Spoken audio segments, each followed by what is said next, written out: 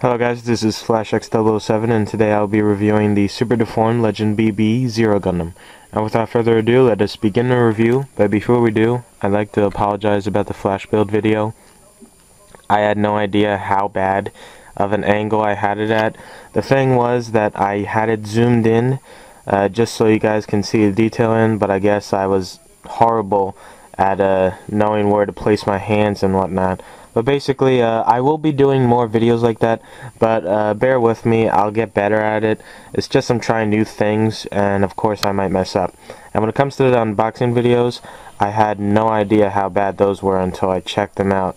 But by then, I already built most of these models, so I can't just go back and redo the unboxing, so unfortunately it happens. But anyways, here's a review and hopefully it will be better and to your liking. Okay, so first off what we're going to do is comparisons, and no, you do not see doubles. What you see before you is the standard forms of Zero and Night Gundam. And basically I just wanted to strip them down to show you guys a comparison on what you will get, and if you're thinking about getting one, which one to recommend. Basically, for starters, the first thing I can tell you is both come with a double set of eyes, and what that basically means is when you pop, the night one is easier to pop off, so let's use the night.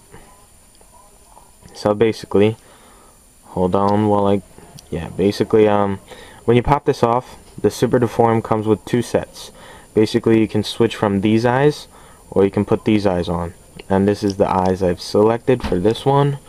So basically, and also you have a sticker sheet of 4 selections, so you have 4 eyes to choose from, and it depends on which one you like. Like if you want the happy faces, you can choose that, but I think that makes it too cartoonish, so I want the little guys to look serious yet cool at the same time, so I chose the dynamic eyes, because one is looking this way and the other one is looking that way, so I can have them back to back in an epic pose.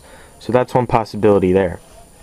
The second cool thing is that actually they have like the same designs, and what that means is, like, if you see the shoulders, they aren't necessarily small, so they're not going to change drastically, so each model will probably have similarities from the last one. So basically the shoulders look the same, the chest looks the same, along with the skirt and the arms and legs. Basically what looks exactly identical is the feet. Now here you can see that the feet just have like a small design like that, but basically they're identical to this. The only difference is this one has a different surface, but that's pretty much it for the feet. And as for the hands, the Zero Gundam actually has better hands, because it comes with 2 open hands like this, but I only have one applied, but there's one for this side as well, and 2 closed fists, and that's what helps it grip the weapons. And again, that's pretty cool. And basically what I want to try right now in front of you guys is a little kit bash. Based on the similarity in designs, I think necessarily that yep, see, so if you decide to get more than one, you can change and variate between one another. So basically if you want Night Gundam to turn into Zero Gundam, you can probably pull it off. So there's nice stuff like that, and it is definitely a fun model. So basically when you decide to get one, I recommend that you guys get 2, so you can gang them up against one another and do some fun stuff with it. But basically that's it for the comparisons. They look overall the same. However, the major difference, of course, is one is Night Gundam, so it's gonna be nightly, while one is more of a dynamic, I'm not gonna say night, but it fits the description, because it comes with a cape, comes with a cool sword, but it's more like a lone soldier or whatever, like that kind of type. I don't know. But you'll see what I'm talking about once I transform these. So what we're going to do now is go over the transformations. Okay, and here's transformation number 1. And basically, the gist is that you apply the silver or metallic type head, along with the stickered up blue piece chest. And then basically just have this closed up sword form. And that's basically it. That's like the closed form of the dragon sword. And You also have an option of putting this on the back, but I don't really like that option at all. It makes it look awkward, and basically it basically has a very big thing sticking out of its back then. So not going to show you guys that, but there is a little piece that goes in there that you can put the sword in. But that's basically it for more or less the transformation of the normal standard form into a Zero Gundam type form. And basically this is the first one, and the next one is going to be more cool because it also has another bonus weapon.